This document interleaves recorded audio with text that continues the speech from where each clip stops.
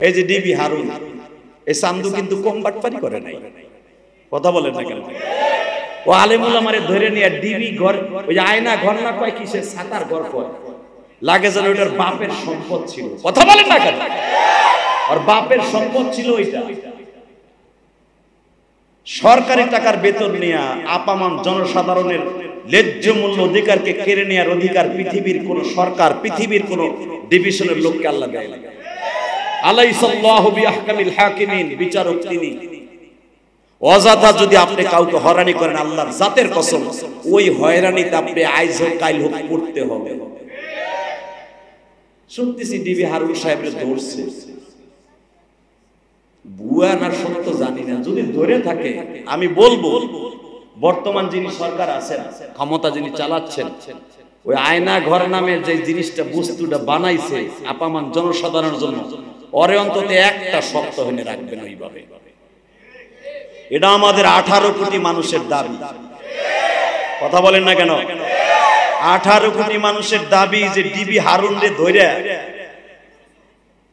না সাইড দিন না সানগুরে, তারপরে বুঝন যাবে ওর বছর কোন দিক দিয়ে যায়। 60 দিনে 4 যুগের সমান হবে ওর কাছে মনে হবে, কথা বলেন না কেন? এটা আমি বলি নাই, আপনি ভাবতেছেন ইলিয়াস রহমান জিহাদি বানাই বলতেছেন না। আল্লাহ কোরআনে বলেন তুমি যা করবা ওটার ভিতরে তোরে ফেলাইয়া তারপর আমি নিব। ক্ষমতা কারোই সিস্টেম নাই, ক্ষমতা কার হাতে? জোরে কোন? আল্লাহ। সবই আপনি জানেন, আল্লাহ সবই জানেন, আমরা জানি না, তাই না? বিগত সরকার যিনি চলে গেলেন প্রধানমন্ত্রী, উনি 45 মিনিট আগেও জানতেন না যে আমার ঠিক মতো কাপড় গুলা উগাছাই দিবে না, কথা বলেন না কেন? ক্ষমতা কে দেয়? এটা মন থাকবো তো, এটা মনে রাইখে শোনেন।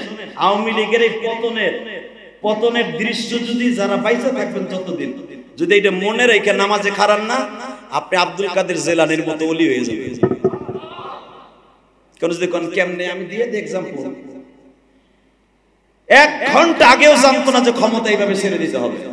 তো উনি যে বলেছেন, কি বলেছেন কোরআনে শোনেন, ডাইরেক্ট আল্লাহ বলেছেন যে উম্মতে মুহাম্মাদি দাবি করে থাকো, তুমি যেই দলেরই হও, লাকাদ কানা লাকুম ফি রাসূলিল্লাহি উসওয়াতুন হাসানাহ, তোমার গোটা জিন্দেগিটা পরিবর্তন করার জন্য তোমার নবীর আদর্শ উত্তম আদর্শ। হ্যাঁ সুবহানাল্লাহ। কালকে কইেন, কালকে তো আমি থাকবো না। ভালো করে বুঝবেন, আমি শুরুতেই বলছি যে একবার আলহামদুলিল্লাহ বলবেন, এটা কোনো দলের প্রতীক না, এটা কোন দলের প্রতীক না। সুবহান আলহামদুলিল্লাহ, কোন দলের প্রতীক না, কিন্তু এটা আল্লাহর লকব। কেউ যদি বলে, ওই লোকটা যদি এই শুক্রবারে বলে আগামী শুক্রবার আসার আগে তার আমলনামায় সারা পৃথিবীতে এত পরিমাণ নেক জমা হবে, ওই লোকটা যদি মারা যায়, যদি শয়তান তার পাশেও চলে আসে, নেক আমল আপনার সামনে বডিগার্ড হয়ে দাঁড়ায় বলবে এই লোকটা গত সপ্তাহে সুবহানাল্লাহ বলতে বলতে আমার মালিককে খুশি করে ফেলেছে। এই লোকের কাছে বাটপারি চলবে না। ইবলিসকে বলবে খুতওয়াতুশ শাইতান ইন্নাহু লাকুম আদুউম মুবিন, আমি জানি তুই আল্লাহর এই বান্দার শত্রু, আল্লাহ নিজে বলেছে, অতএব আজকে এই ব্যক্তির জন্য শত্রুমি করা যাবে না। কারণ গত শুক্রবারে 30 আগস্ট তার জুমার নামাজটা এমন হয়েছিল, ইলিয়াস রহমান জিহাদি বলেছিল তার জুমার নামাজের অ্যাকাউন্টে এত পরিমাণ সওয়াব জমা আছে, তুই ইবলিসের আজকে খানা নাই, আজকে আমাদের তার বডিগার্ড হয়ে গেছে। আপনি কোন দলের এটা দেখবেন আপনার নেকে, আপনার বদ আমলে আর নেক আমলে আপনি কোন দলের নেতা এটা দেখবে না। ও দেখবে আপনি আল্লাহকে সন্তুষ্ট করছেন, আপনার পাশে বডিগার্ড হয়ে দাঁড়ায়।